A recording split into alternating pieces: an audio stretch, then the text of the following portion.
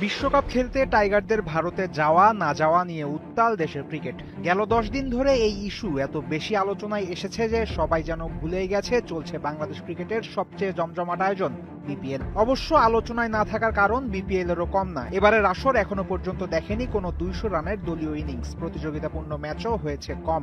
আর সবচেয়ে হতাশার বিষয় হলো ঢাকার মাঠে খেলা গড়ানোর আগেই প্রায় নিশ্চিত হয়ে গেছে প্লে অফে যাচ্ছে কোন কোন দল।